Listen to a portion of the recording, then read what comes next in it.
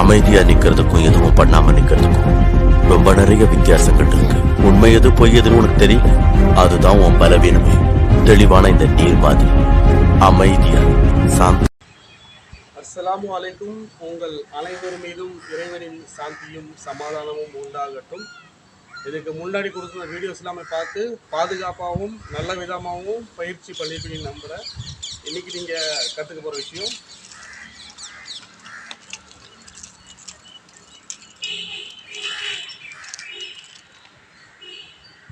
இதுதான்.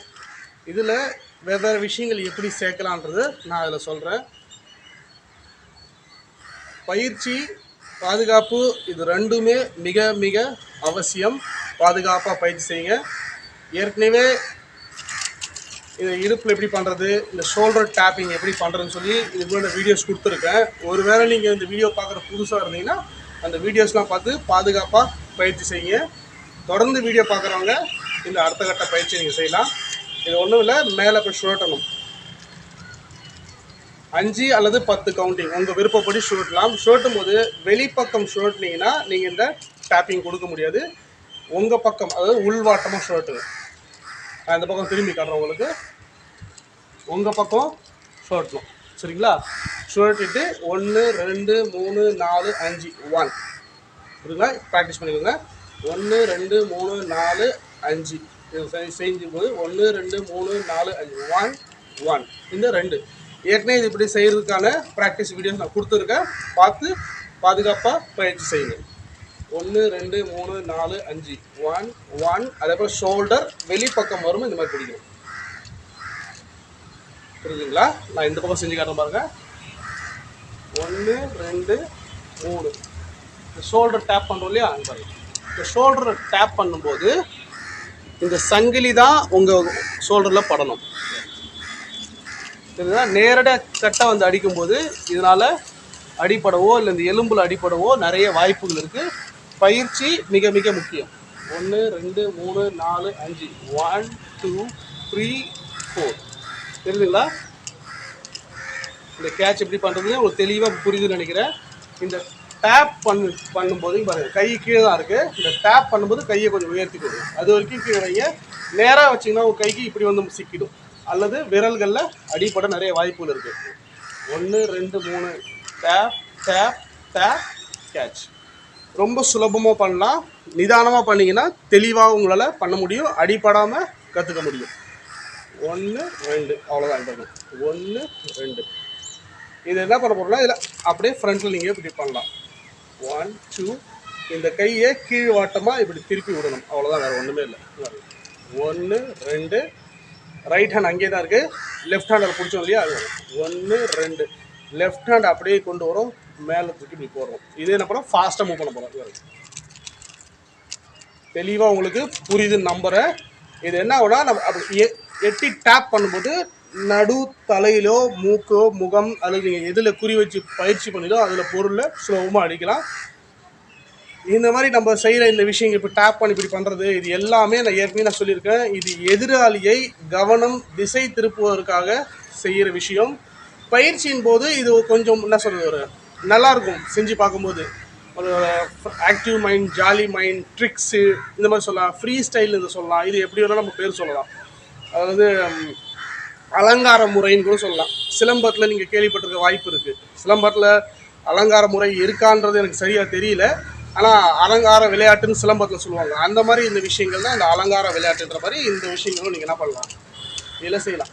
ஆனால் இதை செய்யும்போது என்ன ஆகும்னா இதோட வேகம் வந்து அதிகமாகும். அதாவது வீச் இப்போ நீங்கள் இப்படி பிடிச்சிட்டு இப்படி அடிக்கிறதுக்கும் அதே நீங்கள் இந்த மாதிரி ரொட்டேட் போட்டு இழுத்து அடிக்கிறதுக்கும் நிறைய வித்தியாசம் இருக்குது. இந்த விசை திறன் சொல்லுவாங்க, அது அதிகமாகும். ஸோ அதுக்காக இந்த விஷயங்கள் பண்ணுறது. ப்ளஸ் எதிராளியை கவனத்தை திசை திருப்பி தாக்குவதற்காக.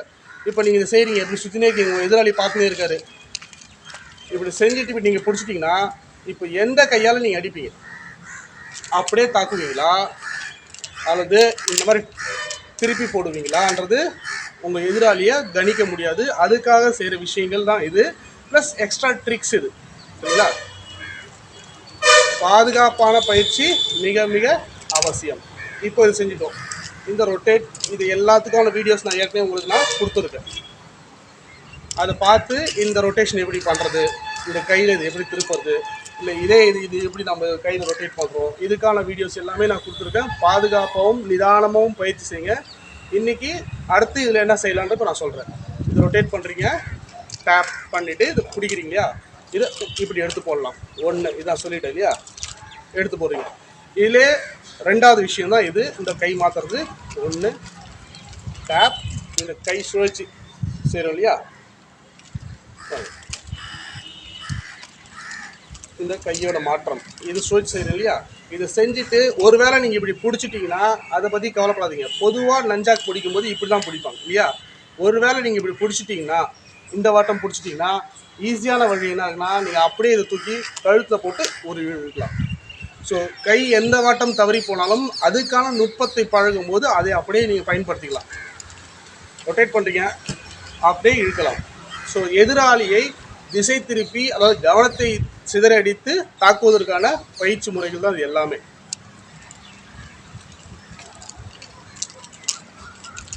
இந்த கையில் மாற்றிட்டு கூட இந்த கையால் கூட நீங்கள் செஞ்சிடலாம். சரிங்களா? ஒன்று இந்த கையால் இப்படி எடுத்து போடுறது, சரிங்களா? ரெண்டாவது இந்த சுழற்சி பண்ணுறது. இவ்வாறு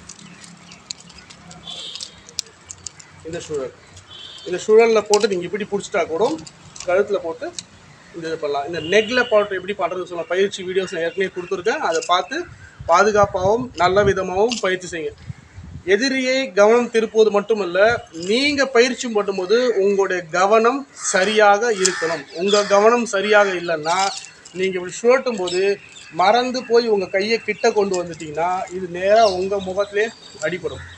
இந்த பாட்டம் செய்யும்போது இந்த சங்கிலி சரியாக உங்கள் இடுப்பு பகுதியில் படலைன்னா இந்த பிடி இருக்கு இல்லையா, கைப்பிடி, இதுதான் அடிபடும். ஸோ பயிற்சியின் போது உங்கள் கவனமும் மிக மிக அவசியம்.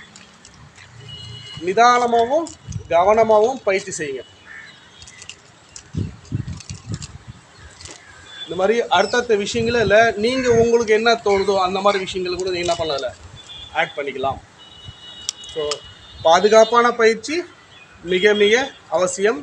நல்லதே கற்றுக்குங்க, நல்லதே செய்யுங்க. நன்றி.